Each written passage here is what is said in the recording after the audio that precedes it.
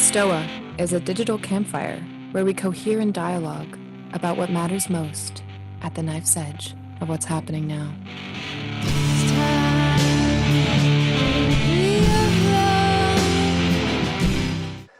Welcome to the Stoa. I am Peter Limberg, the steward of the Stoa, and the Stoa is a place for us to cohere and dialogue about what matters most at the knife's edge of this very moment. And today we're going to get some culture war on with Paul Vanderklay. And for those of you who don't know, Paul is a pastor at Living Stones Christian Reformed Church in Sacramento, California. And he runs a popular YouTube channel, having conversations with the likes of Jordan Peterson, Jonathan Pageau, and John Vervaeke.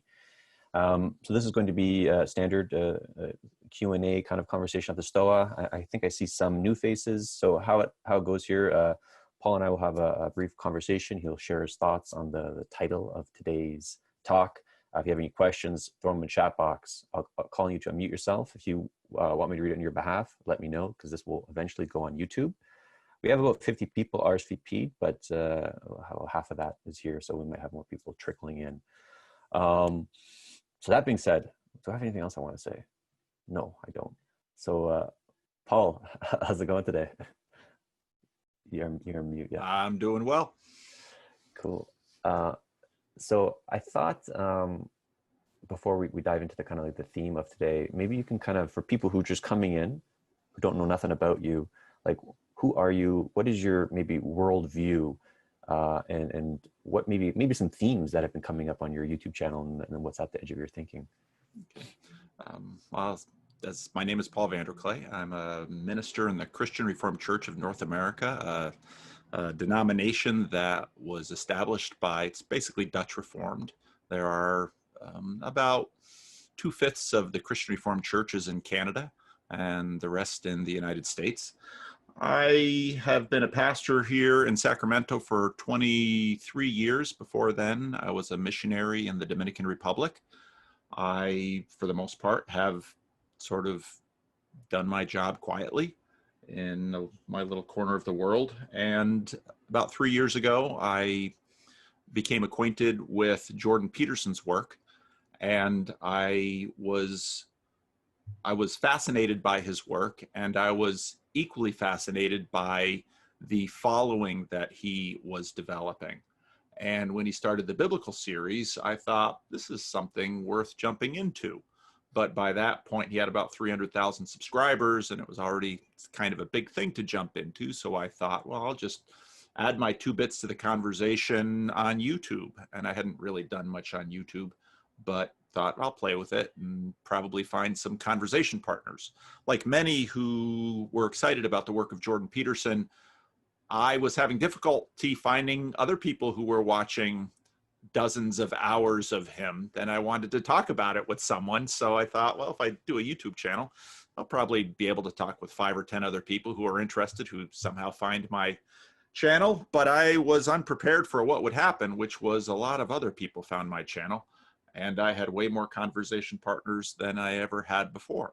And so I started doing conversations with people I wanted to talk with who were talking about this. And these were just random people who would contact me and want to have a conversation. So I started posting them on YouTube because I found the conversations were starting to repeat, and then discovered that there was an appetite for those as well. So I did some commentary videos, what I pretty much today call monologue videos.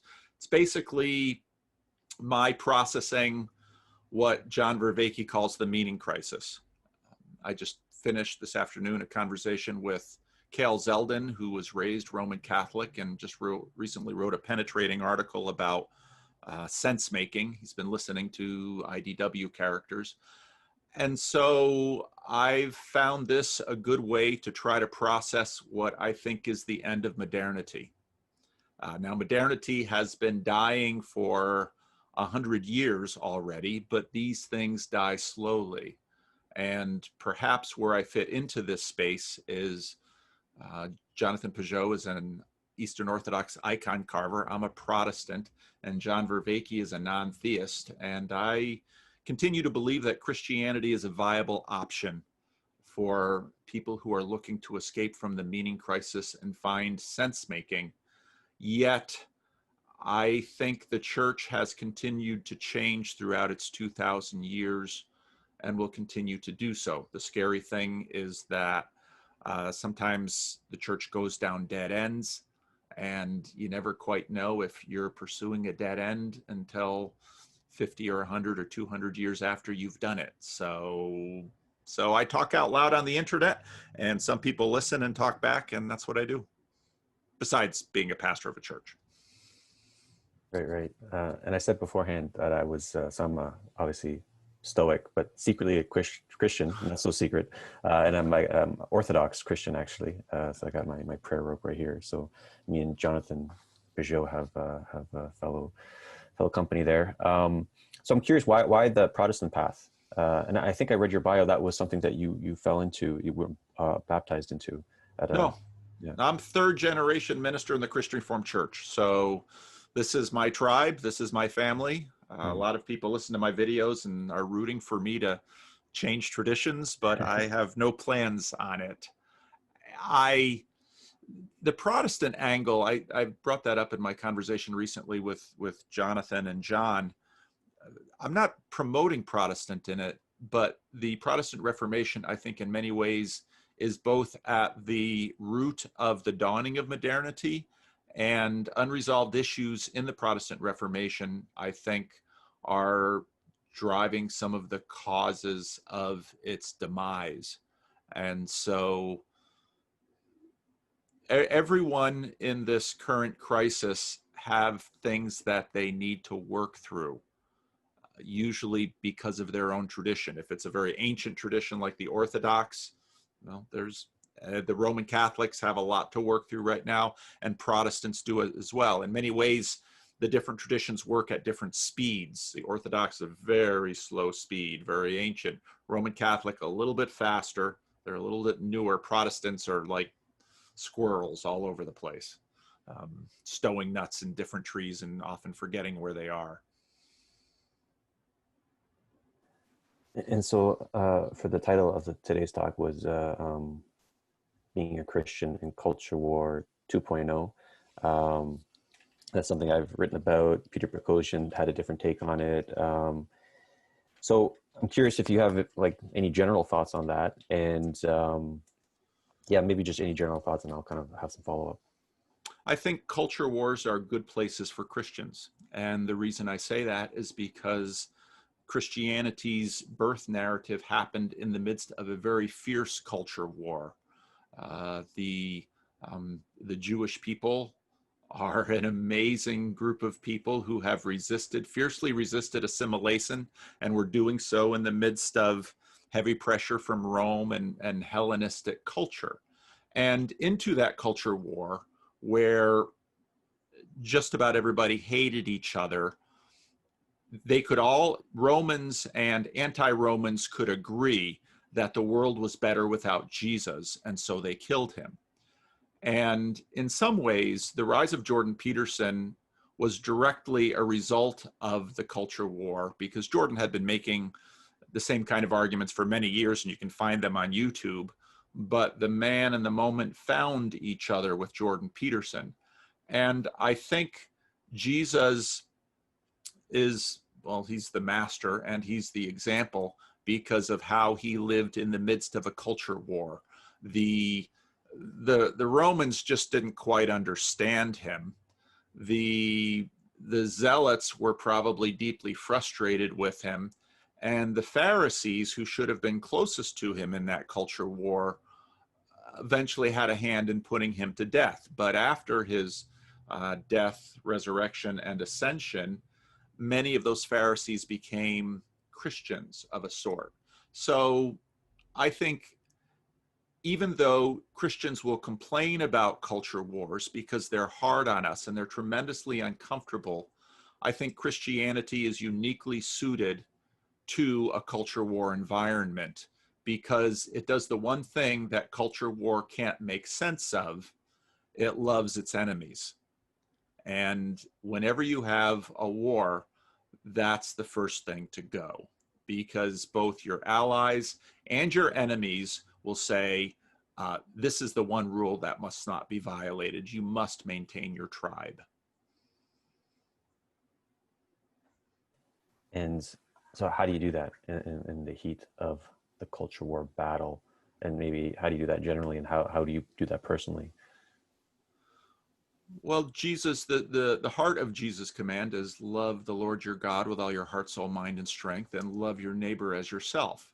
Now, the neighbor goes all the way up to and includes your enemies. And in the Sermon on the Mount, which is supposed to be Jesus' quintessential distillation of his message, people to this day cannot agree on what the theme of that message is. But right in the middle of it, Jesus makes the observation that God the Father brings rain and sun upon the righteous and the unrighteous. And then Jesus says, be perfect, do like him.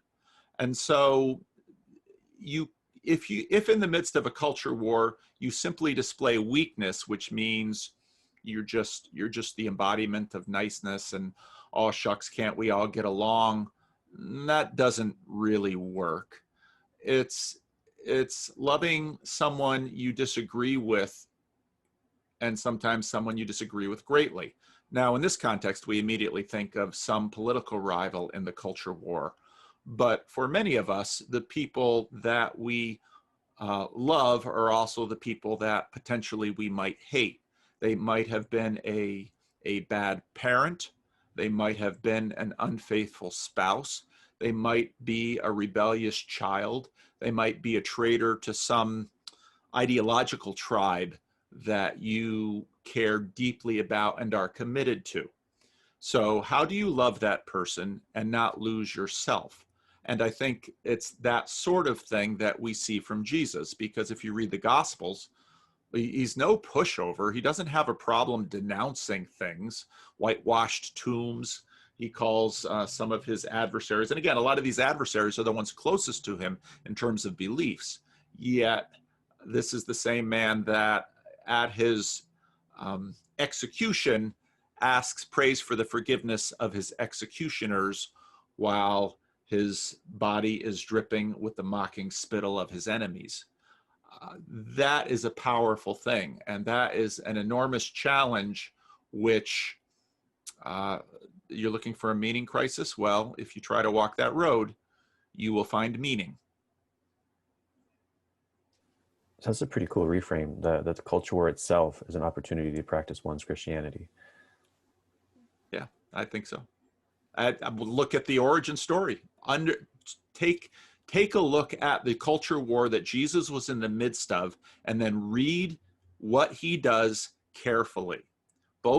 Really the side that he's closest to really wants to pigeonhole him. So Jesus, engage in our culture war. When I was raised in the Christian Reformed Church, raised in a preacher's, raised in a parsonage, the son of a preacher, went to Calvin College, and Calvin College's ethos was not so much, really try to contain the covenant faithful, but when you get to college, start thinking for yourself. And so I started reading the Bible really for the first time for myself, and I was immediately frustrated by all the stories about, why are they so hung up on what he does on the Sabbath and all these purity laws. Well, if you take a look at that culture war, all of these were the kinds of symbolic virtue signals that one did to position themselves on one side of the war or the other. And you find Jesus, in some ways, sometimes intentionally doing the impure thing. You read a story where he heals somebody on the Sabbath, and it's like, well, you couldn't have seen that guy the day before or the day after, or you couldn't have done it quietly in a corner. You had to do it right there in the synagogue with everybody watching just to tick them off. And, the one story where the friends of a paralytic drop him down into the middle of a crowd in a home, and he says, your sins are forgiven. He could have said, take up your mat and walk, and everybody would have said, well, that's the script. He immediately goes for the sins. And it's like, he knows exactly how to poke them, but he doesn't do it in a culture war way. And he is an enigma to everyone, including his disciples, but yet for 2,000 years, we can't seem to look away. So if you want to know how to live in a culture war, look at Jesus. The only caution I'll give you is that if you do what he did, you'll probably get what he got, which is dead. So if you don't believe in the second part of the story, which is resurrection, the first part might not make a lot of sense. Getting hung on the cross is the ultimate Christian practice. So I have a few more questions, but we got a lot of stuff in the chat happening. Let's see here. Okay, David Jacobs, you have a question? If you can unmute yourself and ask it to Paul.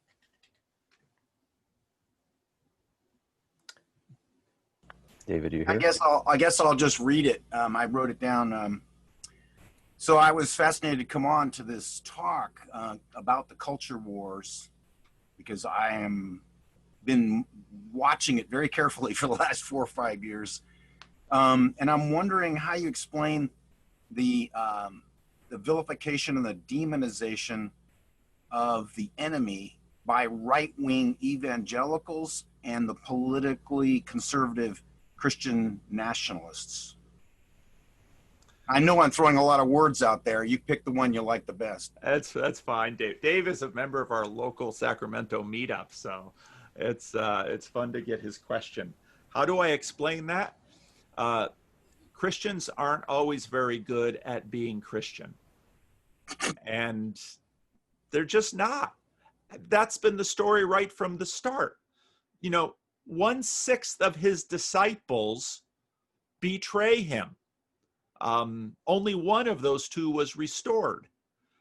And if you read the New Testament closely, there was a fierce debate about what it meant to be a Christian.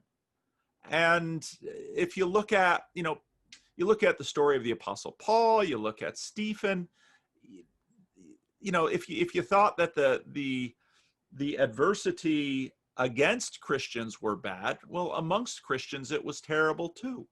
I'm a Protestant, and so I believe that Christians are saved by grace. Now, I know that is often read as somehow a dodge, but I, being a Christian, know that I'm often bad at it. And so I'm thankful for a doctrine that says that my Lord is patient with me, and whatever I do, whatever good I do in his name on his behalf is done out of gratitude. So, and I think not to pick on people, let's say to the right of me politically, but what we've seen over the last few years is those on the left know how to treat their outgroup poorly too. So I think that's a human thing, and ideally, following Jesus will, in increasing measure, lead us to extend grace to an ungracious world. Cool. Dan Feldman, you had a question. Yes, I had a question. Doesn't the dualism inherent to patriarchal monotheistic religions such as Christianity fuel the meaning crisis itself?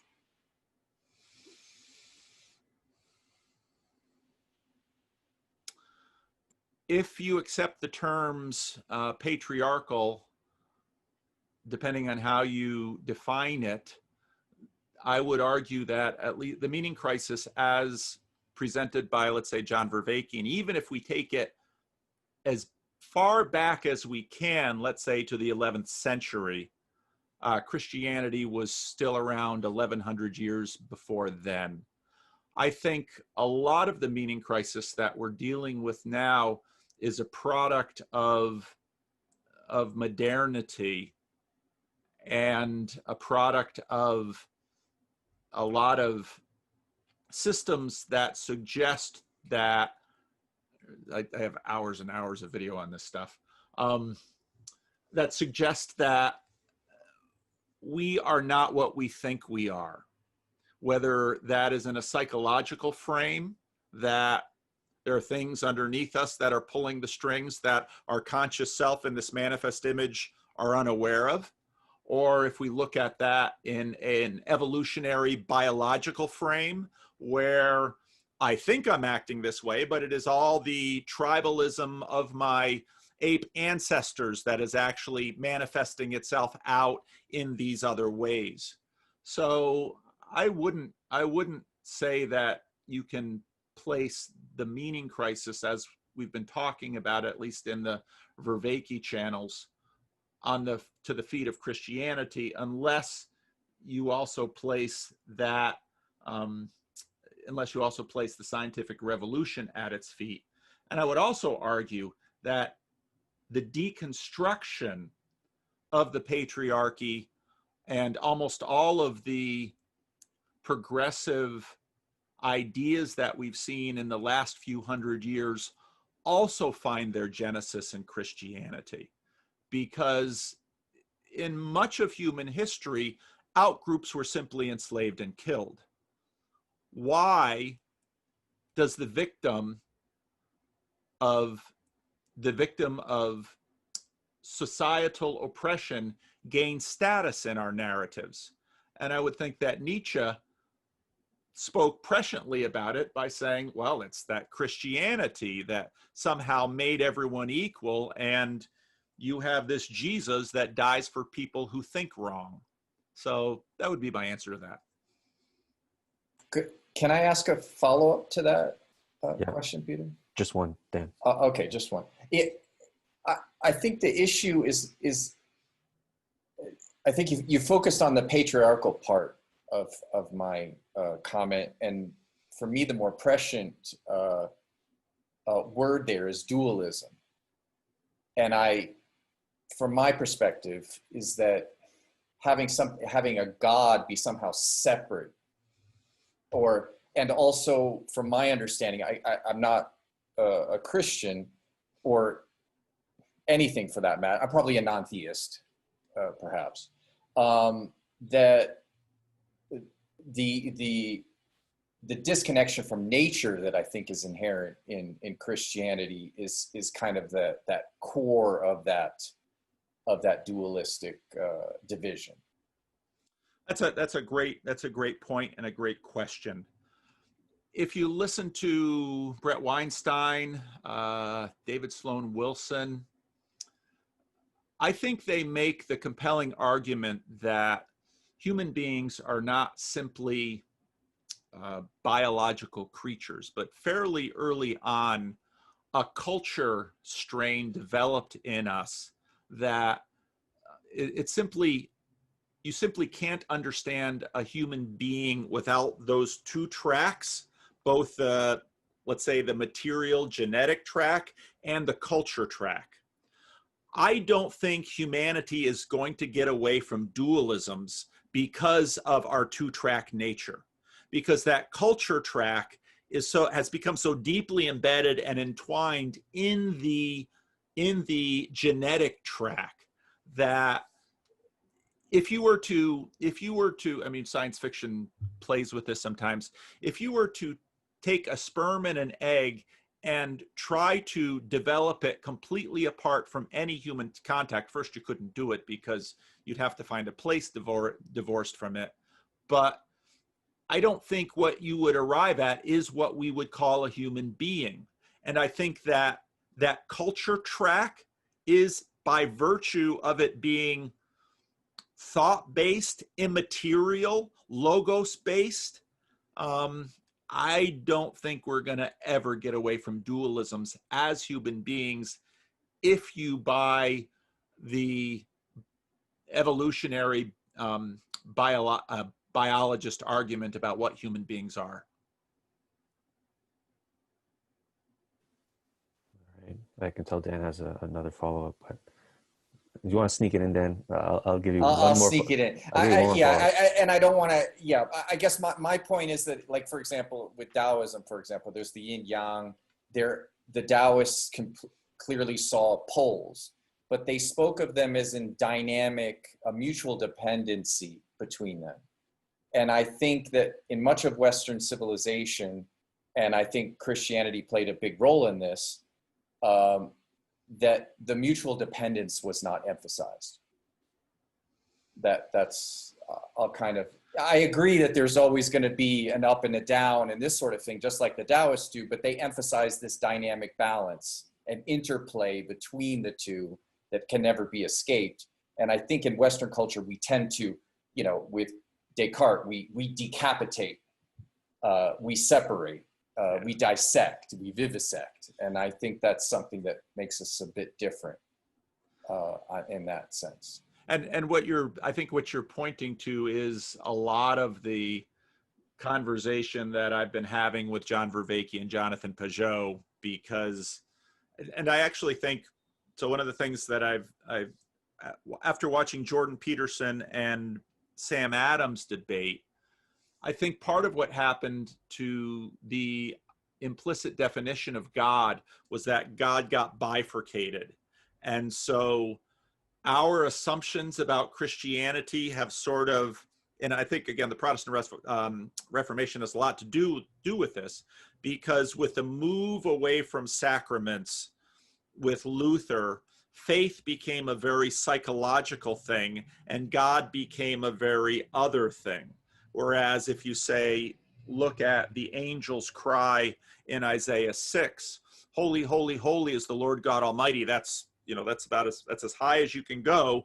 The whole earth is full of his glory.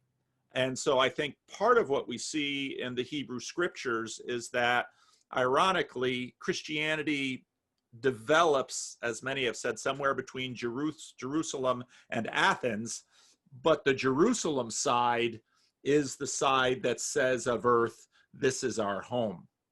And so these issues have been debated broadly throughout Christianity for a very long time, and you can still find them today. I think, in fact, many conservative Christians in the West are functional Gnostics. When you hear them say things like, well, to be a Christian means going to heaven when you die. Well, Christians, in terms of the idea about the intermediate state, do believe they'll be with the Lord when they die. But in Christianity, our final status is resurrected, is bodily resurrection. So it's also ironic that with a modern skepticism about the resurrection of the body, I think that sort of distorts Christianity away from the cry in Genesis 1 of God saying, of our embodied creation in the flesh, it is good, it is very good. So, but you make a great point. I withdraw. All right. Thank Thank you very much, Paul. Limited to 2 follow-ups for this session. Okay, we got Laura. Laura's next. Hi. Let's see if I can pull up my question again. In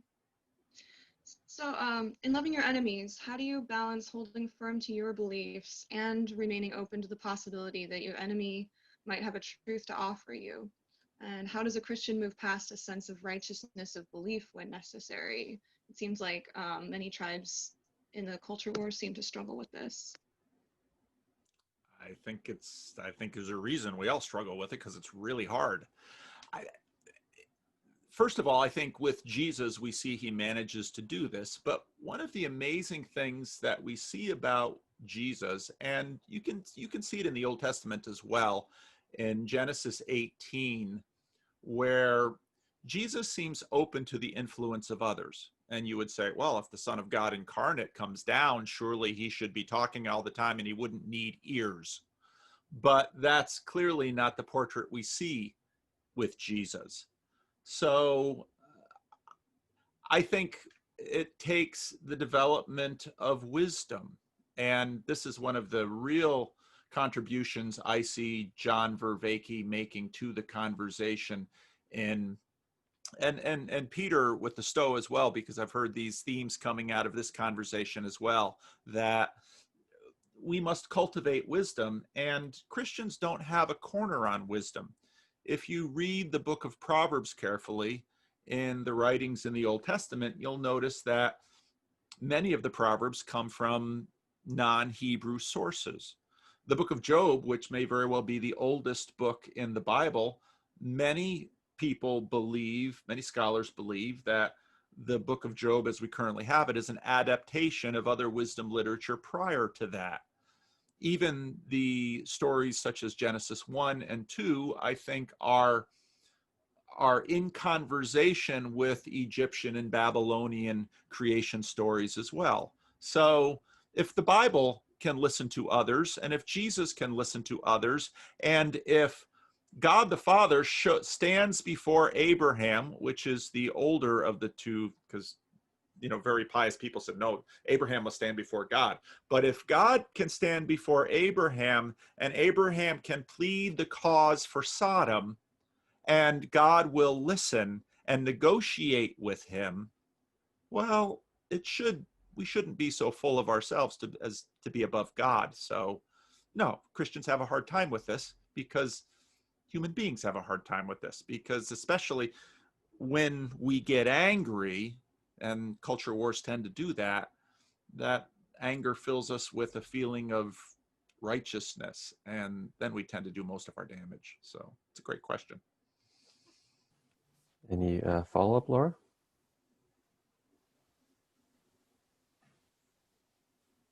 You're on mute. No, that was great. Thank you. Awesome. Aaron, you're up next. Hey, Paul. Great to talk to you. I'm friends with Mark Hoffman down in Alameda, and we were wonderful. We were looking forward to having you back in March, I think it was, but it's great to finally have a chance to ask you a question. I think of platforms like the Stoa as being a kind of church. It's kind of a weird decentralized place where people meet up to sort of build community and engage in rituals and sense making. And you're engaging in this too with your online platform on YouTube. Do you see Christianity as moving more into this kind of strange online decentralized space, having kind of online churches where people come together from all over into little clusters like we're in right now? And do you see yourself as kind of being a pastor in this world right now? Do you have like an online church? Do you think of your platform as being sort of an online Christian church? I've recently started 2 new efforts in my channel, and I'm calling them Living Stones Online, because so many people can't go to church physically. And so we're going to try to do what we can to continue our community online. But the second effort I call Estuary, which I think, when I listened to Peter's introduction to the Stoa, this is a very estuary-like space. And what I mean by estuary is that if you have a walled garden, which in some sense the church is, and it rains in your walled garden, if you don't bless the rest of the world with your water, no, you're going to establish a reservoir. And so Sacramento is right at the edge of the great California Delta, and you're at the other end of it. And so I think Christianity has always been in this space. It just hasn't done it well all the time. In the book of Acts, in Ephesus, Paul rented a hall, the Apostle Paul rented a hall called the Hall of Tyrannus, and the book of Acts describes him as regularly meeting there and discussing the philosophies and the ideas of his day. He also did this on Mars Hill in Athens. I think medieval monasteries did a similar thing by, why do we have the monastic movement preserved the pagan writings of the ancient world? Why would monasteries do such a thing? Why didn't they not only not burn the books, but copy them? So the church has done this, I think, throughout its time, but the church always has 2 things to deal with. And in my tradition, we call them common grace on one hand, which says God speaks through creation and he speaks through others, but also, special revelation. And so the church has to somehow maintain both the understanding of an antithesis, but also the understanding of common grace. So I'm hoping that my whatever efforts I can contribute to creating an estuary-like space I think it makes churches better to to talk and to listen. As the old adage says, we're given one mouth and two ears. And churches sometimes major on the mouth and forget they have ears. Thank you. Andrew, you had a question. I copied and pasted it for you. If you can unmute yourself. Yeah, g'day Paul and Peter, how you going? Yeah, my question was really just your thoughts on the shift, if you think there has been one, in the new atheism in the last decade or so. This is a bit of a smaller focus question than the ones we've had, but somebody like a Sam Harris and, I don't know, Peter Boghossian and people like that you mentioned from time to time on your channel. If I think back 10 years, they probably were more of an opponent, someone to contend with, but in recent times, they've sort of been on the same side, I guess. So I'm just wondering what your thoughts on, what happened there, what took place, and just interested in what you've got to say there. A very astute listener of my channel that I've had a number of conversations with, he's a cardiologist up in Idaho, noted to me that you begin to hear from people often when their assumed power in society is slipping. And we've seen that from Christians for a very long time, all throughout modernity. But his observation was that in some ways, new atheism reached its peak as they began to feel the pinch of modernity receding.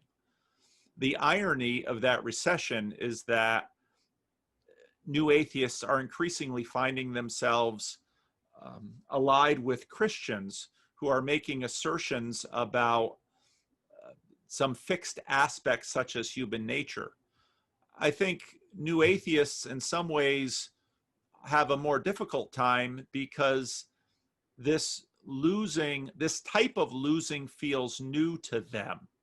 I mean, for many years, Sam Harris would go on stage and he developed quite a following because, as some of the people who listen to me have said, every time Sam Harris would sort of mock and expose Christians, Christians didn't have an answer. Well, I had a conversation with James Lindsay on my channel a year or so ago, and I wasn't really aware of sort of the split of the Church of Atheism between, I would say, classical liberal atheism and atheism plus. And so that has happened. And yeah, it's produced some surprising things. One day on Twitter, I saw Peter Boghossian tweet, recommend my podcast to his following. And I thought, this is a strange turn of events where a man who writes a manual for creating atheists starts recommending my podcast. Either I've somehow lost my way as a Christian minister or the world is changing. And so I'm more than happy to have productive, honest conversations with new atheists. And obviously we have disagreement, but here I think John Vervaeke is a real example of someone with whom you can have differences, but have a really productive, honest conversation. And so again, if Christians are called to love their neighbors all the way up to and including their enemies, well, if new atheists are suddenly warming up to Christians, I've got no problem with talking with them too. Cool. Joe, you had a question that would be a good follow-up. I copied and pasted in the chat for you. Joe, are you there? I have a mouthful of Chipotle. Can you ask for me, please? Okay. Thank you. It'd be fun listening to it, but I will not. It's unchristian like to ask. Okay, so what does Paul Vanderklay make of human rights as a secular replacement for all people being made in the image of God? Holland makes the argument that it's just as faithful an idea as those found in the Bible, and I'm inclined to agree. I think Holland is right. Nicholas Waltersdorf, who's a philosopher, was one of my professors at Calvin College, has made a similar argument for years. I think it's, I don't know where else you find respect for low status outsider human beings beyond what you find in the Imago Dei, or the image of God, as we find in Scripture. Now, that being said, the people of God have not always lived that way. But it is, I think anthropology has borne this out. I was reading a book about the Navajo, noting how Navajo language, just like just about every other language of the world, they had two categories: the people and everyone else, Jew and Gentile, citizen and barbarian. This is completely common to humanity. And now suddenly, and you can see it in Jesus, and you see the Apostle Paul bringing it out completely, that here you have a God over all the earth, and all the peoples of the earth belong to him, not just a particular ethnic group. So yeah, I think human rights is directly downstream from Christianity. I think because of how secularity unfolded, there was a need to place it in this imagined religion-free zone, but I think those distinctions and definitions are also breaking down as modernity recedes. So yeah, I agree. Cool. I think this is Manus. I copied and pasted your question in the chat. If you can unmute yourself. Yeah, Paul, what is the most prevalent criticism against Christianity in the culture war, from your understanding, and what is your response to it in light of Christianity having a legitimacy in helping to alleviate the culture war? I think the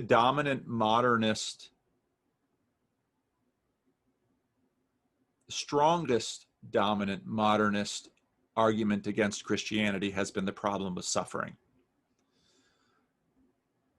The formulation of the problem of suffering, or the problem of evil, arose, interestingly enough, after the destruction of Lisbon, because that was right at the beginning of the modern period. It really shook the world. Before that, calamities happened. You can read it in the book of Job. There's an ancient version of the problem of evil. But after human beings began to have a vision of our capacity to manage the world in a better way than nature did, once we had the kind of technology that began to have an impact on plague, on famine, human beings began to say, hey, if we can run the world minimizing plague and famine, war we struggle with, but if we can run the world minimizing plague and famine, why do we imagine that there's a benevolent God up there managing the world? Aren't we better managers of the world than God? Nature is red in tooth and claw. We seem to understand how to save a human life, how to buffer our existence from flood and famine, and would have said plague, but this gets into the postmodern complaint, which is, well, maybe we're not quite as good at this as we thought we were. But I think that's the most powerful argument. And I very much understand when people say, I have difficulty believing in a God because there's just too much chaos and suffering in the world. And I don't imagine a good God would allow all of this to happen. I think philosophers like Alvin Plantinga have answered the question well, but pastorally, emotionally, if you're suffering, it's a powerful question. All right. Any follow-up, Manus?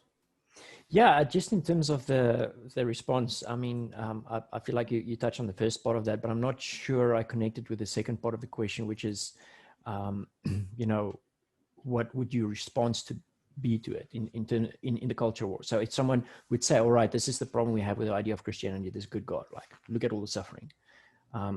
Why should we listen to Christians? Like, what Christians have to say in the context of the culture war? Like, what would our response be? I think the dominant response of Christians has to be their lives. There's a great, George Orwell had a great response to Joseph Stalin, who was, as we know now, in the 1930s, starved the Ukraine and Belarus in the name of the utopian vision he was pursuing. And well, if you want to make an omelet, you have to break some eggs. And George Orwell said, "Show me the omelet." And I think that's the challenge, because the power that we have, assigned to ourselves has filled us with ambition and enthusiasm, but it seems we often overreach. And so I think the best answer that the Christian church can give are the lives of its people. And again, if you go back to my first answer to David's questions, Christians often fail. And so the real command that Christianity marches under is Jesus' command at the beginning of the book of Acts. You will receive power from the Holy Spirit, and you will be my witnesses. So the degree to which Christians bear witness to Jesus is usually the degree to which others find his answers compelling. Cool. Paul, you just had a question. If you can unmute yourself. Let me get on the right camera here. Hi, Paul. I was raised as a pastor's kid in a conservative Baptist church in a small town in Oregon. So in that context, hard-right politics and religion were very intertwined. It's very hard to separate them. I was a pretty self-aware kid, but as I've become, 25 years since leaving that context, become a lot more, scientifically, socially, globally conscious, and have left the faith in that process. And for me, it's hard to separate those two progressions. Does that make sense so far? Oh yeah. Yeah. So what are some other frameworks that, and I assume I'm not the only one, what are other frameworks of ways to think about that progression of, I've gone from this place of being certain of everything I know to this place of not knowing, agnosticism, if you will, but in all other areas of my life. And it's very hard for me to psychologically separate those. I'm curious your thoughts on that. Yeah. There are a lot of people that I talk to who have stories like yours. It was interesting to me that Jordan Peterson seemed to trigger in a lot of folks with stories like yours a reconsideration of Christianity. I grew up in a home which was, conservative in terms of Christian belief. The resurrection, the virgin birth, the resurrection of Jesus, the second coming, all of those things, but wasn't politically conservative. So I think a lot of people, because these things were together, they kind of associated it, and it had become a whole. And so a lot of people have sort of deconstructed that and left other parts of it. So, yesterday today actually, I posted a conversation with a guy named Jesse whose story was very similar. He deconstructed. He's since found his way back. I think every tradition needs walls, but traditions that rely too much on the impenetrability of their walls, and I'm speaking about walls metaphorically here in terms of mental structures, tend to be weak when encountering other strong traditions. And I think this has happened to a lot of people. And I think as adults, we have to exercise stewardship over our beliefs and look for the truth and work through those issues, and probably be equally serious about deconstructing new beliefs as old. And so, there's a lot of folks with stories like yours, and that's happening in the Christian church all over the place. And so I would just encourage, I'm glad you're here in the Stoa, and encourage you to continue to pursue conversations with people who are wrestling with similar things. So, if Peter, if I could have one follow-up. Yeah. Yeah, I think you hit on all the right issues and the things I'm dealing with, and it's really only been in the last 6 to 12 months, I'd say within the last 12 months, that my dad and I have even had, transparent conversations about this. It's mostly just been the elephant in the room, which again, I know I'm not unique there. What are some, again, practical ways to open up that conversation space with him when it's clear it's a major source of pain for him, and I understand that and care about that. Yeah. I think kindness is important. Patience. Work hard on not being easily triggered. And in all likelihood, your father has to work on that too.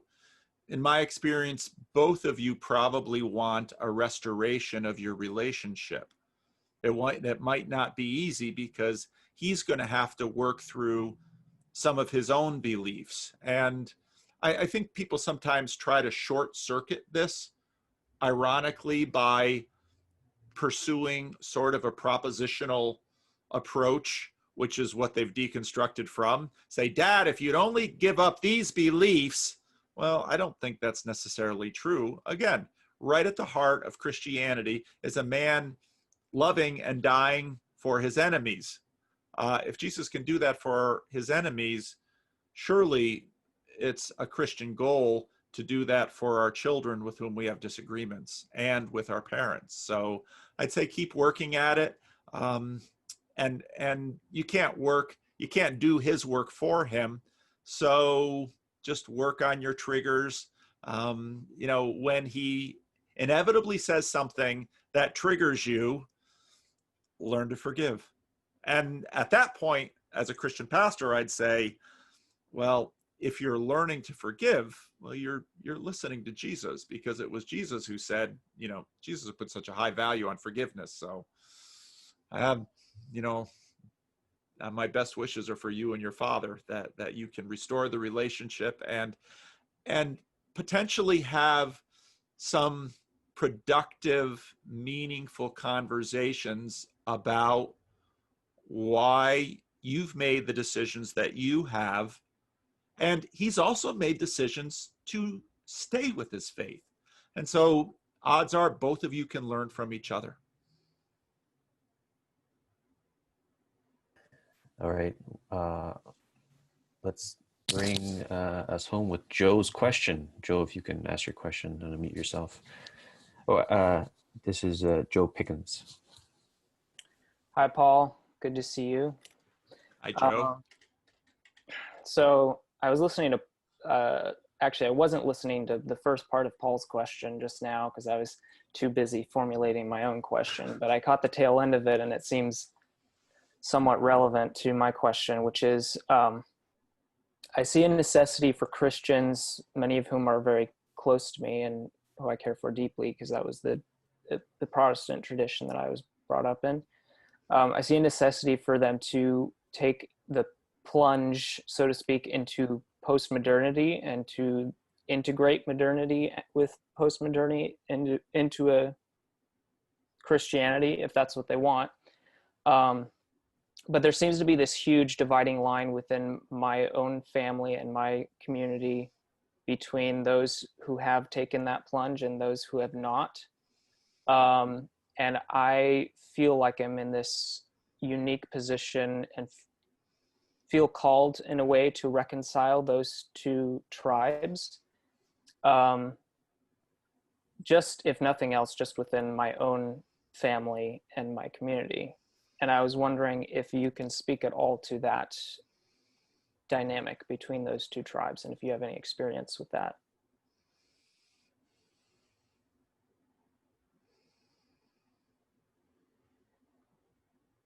It's never easy. And whatever good you wish for the other side, human beings usually aren't capable of necessarily delivering on those things. So I find, again, the central admonition of Christianity to love to usually be the best pathway forward. figure out the best way to love both sides. Love has an amazing power to afford credibility to the person who is giving themselves for the other.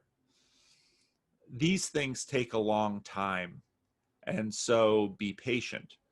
I also believe this work is difficult if you don't have a vivid faith in the sovereignty of God to accomplish difficult and hard things in our midst in response to our needs and requests.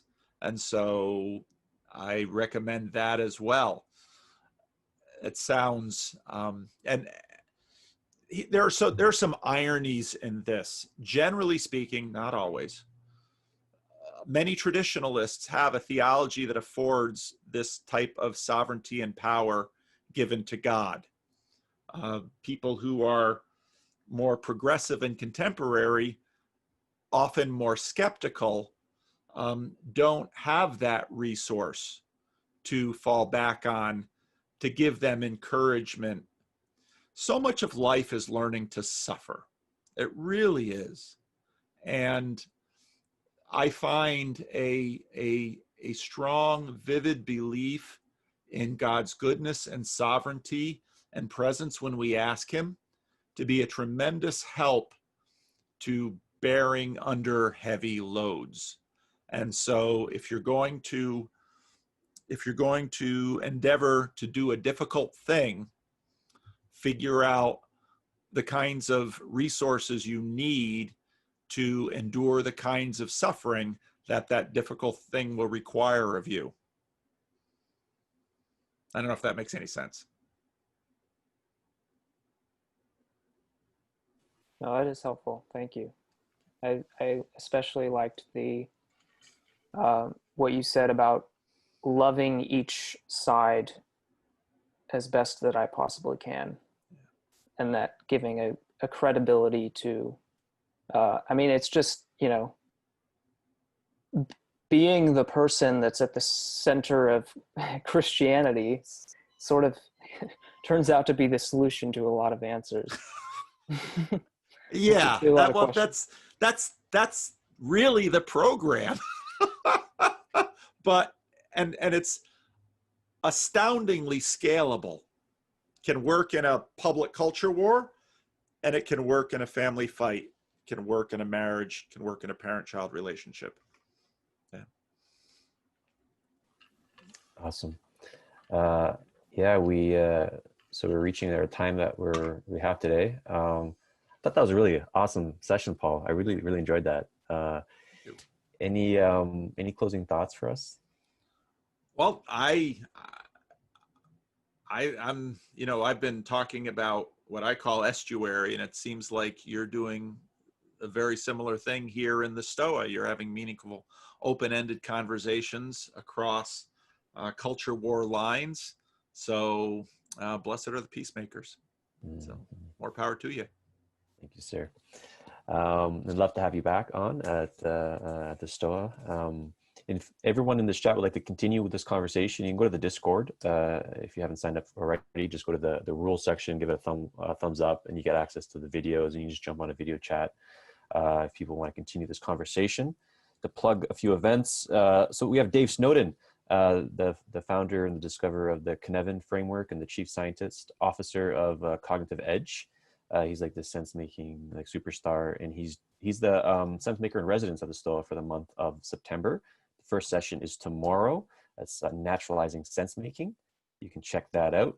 And then, Paul, we have a street epistemologist coming in next week, using street epistemology during Culture War 2.0. Should be interesting. Should be interesting. We can set up an exchange maybe between you and Anthony Magnabosco. That's Monday, whatever September 8 is. I don't know what that is. At 6 p.m. Eastern time, you can RSVP there. And if you like all these activities at the Stoa, you can support us on Patreon at the link below. All right, everyone. Much love. And thank you again, Paul, for coming on today. My pleasure. Thanks for having me.